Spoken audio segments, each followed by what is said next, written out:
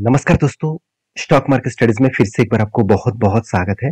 तो आज मैं आपके सामने एक नया आईपीओ के बारे में डिस्कशन करूँगा।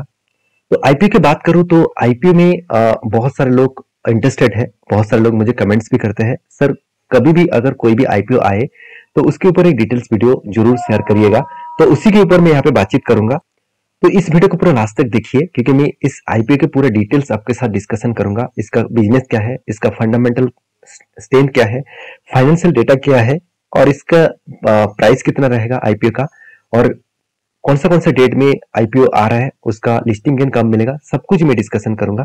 तो इस वीडियो को लास्ट तक देखिए और अभी तक अपने चैनल को सब्सक्राइब नहीं किया तो सारे इन्फॉर्मेशन मार्केट रिलेटेड पाने के लिए चैनल को जरूर सब्सक्राइब करिए और टेलीग्राम को भी जरूर जाकर ज्वाइन करिए। तो इस वीडियो टोटली एजुकेशन पर्पस में होगा। अगर आपको आईपीओ में पैसा लगाना है तो आप प्लीज थोड़ा सा रिसर्च करके आपके रिस्क के हिसाब से ही काम करिएगा। तो चलो देख लेते हैं कंपनी के डिटेल्स के बारे में। तो कंपनी का नाम क्या है, सबसे पहले मैं आपको वेबसाइट विजिट करा दूं क्योंकि वेबसाइट में आपको यूडीएस देखने को मिलेगा। यूडीएस का मतलब क्या है, इस कंपनी का शॉर्ट फॉर्म है। कंपनी का नाम एक्चुअली अपडेटर सर्विसेज लिमिटेड। तो कंपनी 30 इयर्स पुराना कंपनी है। कंपनी के ऑब्वियसली बिजनेस बहुत पुराना है और कंपनी किस किस के ऊपर सर्विसेज दे रहा है वो ध्यान से इस चीज को देखना। सर्विसेज कंपनी मतलब जो कंपनी आपको अलग अलग प्रोडक्ट के ऊपर सर्विसेज देते हैं। तो सबसे पहले कंपनी का प्रोडक्ट के बारे में डिस्कशन करने से पहले मैं कुछ पॉइंट्स आपके साथ शेयर करूंगा। टोटल 22 ब्रांचेस है ऑल ओवर इंडिया में और 51 पॉइंट्स ऑफ परफॉर्मेंस देखने को मिला है। और कंपनी का जो बिजनेस है वो बिजनेस के बारे में बात करूं तो यहाँ पे नीचे आएंगे तो आपको मिलेगा, देखिए इंजीनियरिंग सर्विसेज, साथ ही साथ प्रोडक्ट सपोर्ट सर्विसेज, उसके साथ सॉफ्ट सर्विसेज। तो इस तरीके से प्रोडक्ट के ऊपर कंपनी काम करते हैं। तो कंपनी के और भी अलग अलग सेगमेंट में है, जैसे आप देखेंगे तो वायर हाउसेस मैनेजमेंट, साथ ही साथ इंटरनेशनल कैटरिंग्स, उसके साथ जनरल स्टाफिंग, इसके ऊपर भी कंपनी काम करते हैं। तो कंपनी के बिजनेस मॉडल एक थोड़ा सा अंदाज यहाँ पे लग चुके हैं कि कंपनी बिजनेस जो कर रहे हैं वो ऑब्वियसली एक बहुत पुराना बिजनेस है, 30 इयर्स का पुराना बिजनेस है और टोटल इसका कस्टमर 13,000 से भी 1320 से भी ज्यादा है और 200 से भी मिलियंस का स्क्वायर फुट एरिया लेकर काम कर रहे हैं और 51 पॉइंट्स है इसका अलग अलग जगह पे और 57,000 से भी ज्यादा इसका एम्प्लॉइज है और इस कंपनी का कस्टमर जो लोकेशन है और वो भी 4,000 से भी ज्यादा है। तो कंपनी का एक बेसिक इंफॉर्मेशन यहाँ पे मिल चुके हैं। अभी देख लेते हैं कंपनी का परफॉर्मेंस किस तरीके से और कंपनी काम क्या कर रहा है। तो उसके डेटा में आपको दिखा दूं तो आप इस वेबसाइट में आकर देख सकते हैं। यहाँ पे कंपनी बताया जा रहा है कि आप देख सकते हैं अपडेटर सर्विसेज आईपीओ जो डिस्क्रिप्शन है उसके बारे में बात करूं तो अपडेटर सर्विसेज जो है वो is a leading and focus and integrated business services platform है और वो भी ऑफरिंग करते हैं किसके ऊपर, इंटीग्रेटेड फैसिलिटी मैनेजमेंट के ऊपर, मतलब IEIFM के ऊपर, उसके साथ साथ services and business support services के ऊपर मतलब BSS के ऊपर और पैन इंडिया में कंपनी का बिजनेस फैला के रखे हैं। तो कंपनी का बिजनेस के बारे में और भी मैं आपको डेटा दिखा दूं तो कंपनी का लार्जेस्ट जो मार्केट कंपनी का मार्केट शेयर है वो 5.4% के आसपास market share all over India के बेसिस में देखने को मिला है। तो कंपनी का जो बिजनेसेस है उसको दो अलग अलग कैटेगरीज में डिवाइड किया गया है, एक IFM और दूसरा बिजनेस सपोर्ट सर्विसेज के ऊपर। तो IFM के ऊपर आप देखेंगे तो software services, product support services, engineering services, साथ ही साथ वॉशरूम एंड जो मतलब फेमिनिन हाइजीन है उसके ऊपर भी काम कर रहा है। अदर सर्विसेज के ऊपर देखा जाए तो wire house management, general staffing, साथ ही साथ इंटरनेशनल कैटरिंग्स और भी अदर्स बिजनेस है। और बिजनेस सपोर्ट सर्विसेज के ऊपर देखा जाए तो कंपनी सेल्स जो इनेबलमेंट है सर्विसेज उसके ऊपर काम करते हैं, एम्प्लॉय जो बैकग्राउंड है, वेरिफिकेशन जो सर्विसेज है उसके ऊपर भी काम करते हैं और साथ ही साथ ऑडिट एंड इंश्योरेंस के सर्विसेज के ऊपर भी काम करते हैं, एयरपोर्ट गार्ड एंड हैंडलिंग्स के ऊपर काम कर रहे हैं। साथ ही साथ आप देखेंगे तो कंपनी एक माइल रूम मैनेजमेंट सर्विसेज के ऊपर भी काम कर रहे हैं, नीच लॉजिस्टिक सॉल्यूशंस के ऊपर भी काम कर रहे हैं।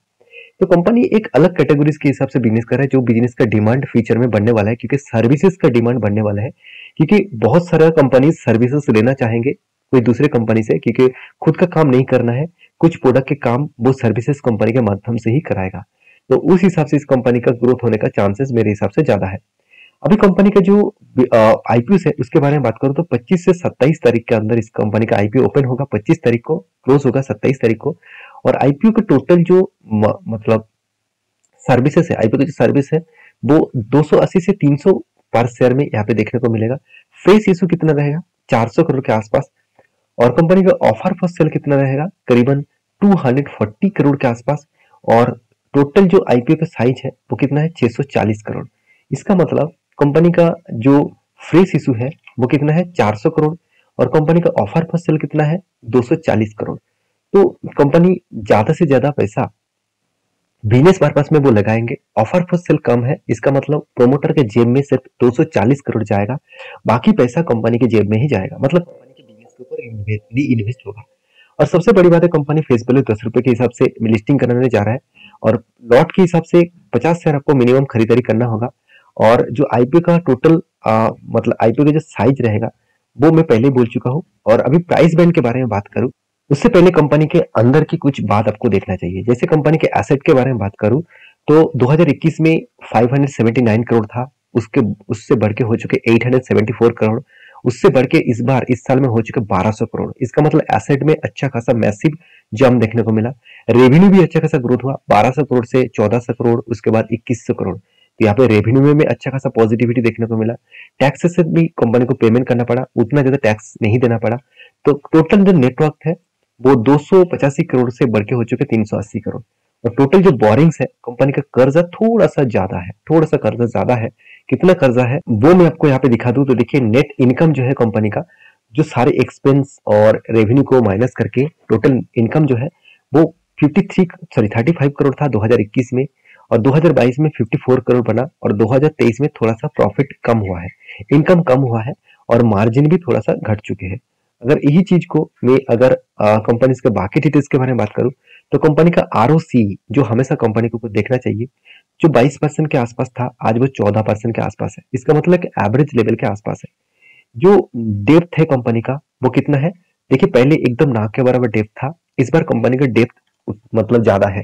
और इस डेप्थ को कम करने के लिए ही कंपनी मार्केट में आईपीओ लेके आ रहा है। और उस आईपीओ का जो पैसा कंपनी को मिलेगा, जो 400 करोड़ मिलेगा, उस पैसे से कंपनी खुद का डेप्थ को भी कम करेगा और बिजनेस के ऊपर इन्वेस्टमेंट भी करेगा।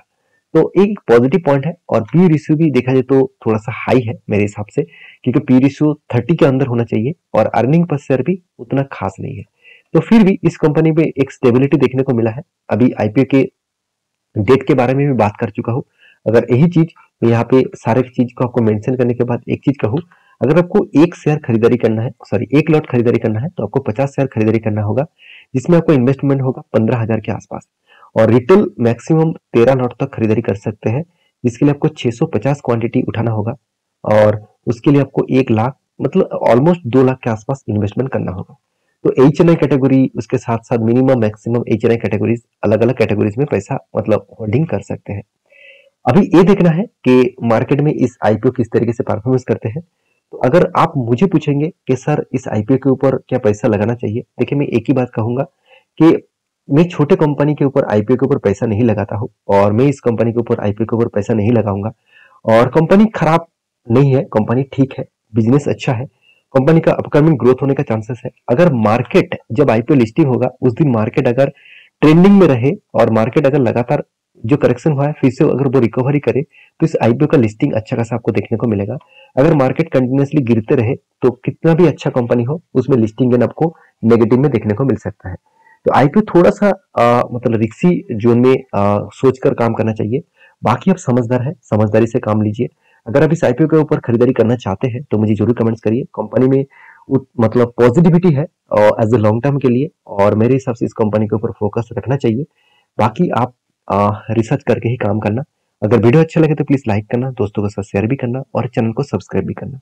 मिलते हैं नेक्स्ट वीडियो में, तब तक के लिए अच्छे से रहिए, अपने ख्याल रखिए, धन्यवाद।